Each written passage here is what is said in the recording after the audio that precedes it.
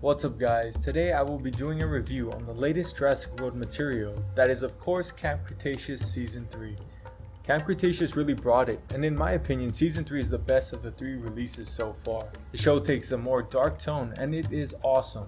Season 3 picks us right back up with the gang floating away from Isla Nublar on a makeshift raft. As we all could have guessed, the raft does not hold up when a decent sized wave hits it.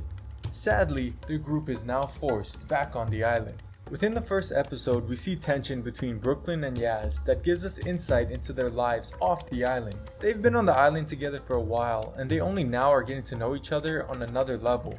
But this gives us good dialogue. With the pairs back and forth, we get to learn how they both in their own way had to make sacrifices of a normal childhood to be who they are. It's especially fun when you're trying to appease sponsors and Been there. sacrificing a normal childhood just to maintain good numbers. Yep, same here. This is just one example of how this season lets us get to know the characters better. Character development was very prominent throughout the season.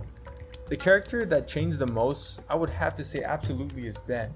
He's a completely different person from who we saw in Season 1. Kenji, if you're pranking me, you're gonna regret it. But as far as character insight, I'd have to say Kenji takes the cake. We get to learn why he constantly is bragging about his things and looking for validation. Spinosaurus calling Captain Kenji. This is Captain Kenji. Good job. Careful. Dad doesn't let me touch that. It's one of his favorites, an original Gaddy.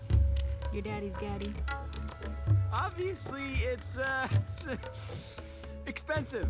That's why it's art, yo. Oh my gosh, Kenji, is that your dad? Kenji is just looking for appreciation that he never received from his father. This gives us a very real and relatable feeling and allows us to understand why Kenji is how he is. Boy, did Season 3 really up the intensity with dinosaur encounters. The group's first encounter was with some Dimorphodons, which is fun for its first encounter of the season. Following this attack, Kenji and Sammy found a new way to get off the island. The boat that Tiff tried to escape on in Season 2 was left and abandoned offshore. After finding some sick bathing suits, the group heads out to find that the boat is really low on fuel, which is kinda weird, and I find it weird because the boat was supposed to be prepped for Tiff and Mitch to leave the island, so I'm not sure what happened there. But this gives our group a new mission. Mission: find some fuel. After getting the boat back to the dock, the group decides to let off a little steam and have a pretty sick yacht party. But like I said, the dinosaur encounters in Season 3 are on a new level from the previous seasons. I thought it was super cool to see some herbivores on the pursuit for a change, and even getting on the boat. This is our first hint that something isn't right on the island. As if something unnatural has been released on the island. Something frozen perhaps, that is now defrosted. Yes, of course I'm referring to E750, which we learned is named the Scorpius Rex. By far my favorite dinosaur encounter in the whole season is the fortifying scene where the group comes face to face with the Scorpius Rex for the first time. They got an electric fence and everything. But then, out of the dark, the Scorpius Rex emerges. And I must say, this dinosaur has to be the most terrifying dinosaur I have ever seen. Within this scene, the Scorpius Rex roars and it legitimately gave me goosebumps. I've seen some say that they don't really like the design, but I think the Scorpius design fits perfectly into the dark theme of this season. Based on what we've seen so far, I would even say that the Scorpius Rex seems even more dangerous than the Indoraptor. I guess its only weakness is loving how fire looks. And well, collapsing buildings. The Scorpius even has some poisonous quills that Sammy gets hit with. This has Sammy looking really sick, and somewhat like Slappy. I love how they incorporated nostalgic feeling scenes. We got to see the kitchen scene, the dino through the window, and the log scene, and so much more. The pure nostalgic feel alone makes me love this season. It was also incredible how they visited the original park where it all began. This is where Blue has been residing along with a family of compies. I must say, Blue is probably the baddest dinosaur in the whole franchise because Blue has fought the Indominus Rex, Scorpius Rex, and the Indoraptor.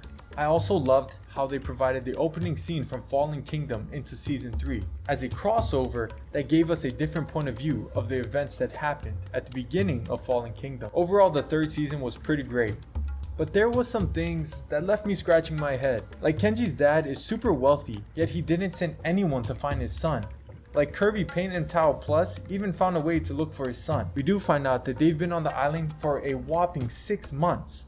And if I remember correctly, they even sent some beacon to someone last season, so I don't know what happened with that. Speaking of last season, what happened to all the dinosaurs from the previous season? Where's Toro, the Baryonyx, and Rexy, the ruler of the island? Especially Rexy. With something like the Scorpius Rex out there, I thought that there would be some kind of standoff between the two, but instead we got Scorpius versus Scorpius. It seems like these hybrids have family issues and don't like their own kind. As we know, the Indominus killed her sibling, and now the Scorpius attacks its offspring. Other than a few things here and there, I think Season 3 is the best yet. The nostalgic dark feel along with awesome dinosaur chases made for a great Season 3. Everything from the visuals to even the jump scares I enjoyed.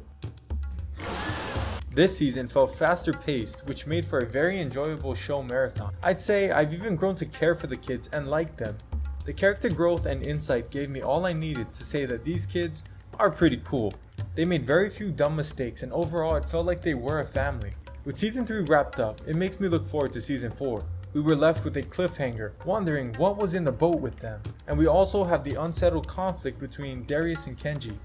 Season 4 will have the answers we need. This nostalgic thrill ride was a joy to watch, and a great addition to the franchise. From dinosaur chases to fortifications, it was awesome. I'd love to hear what you thought of Season 3 down below. What did you like, and what did you think could be better? If you enjoyed this video, I'd appreciate it if you left a like, and maybe even subscribed.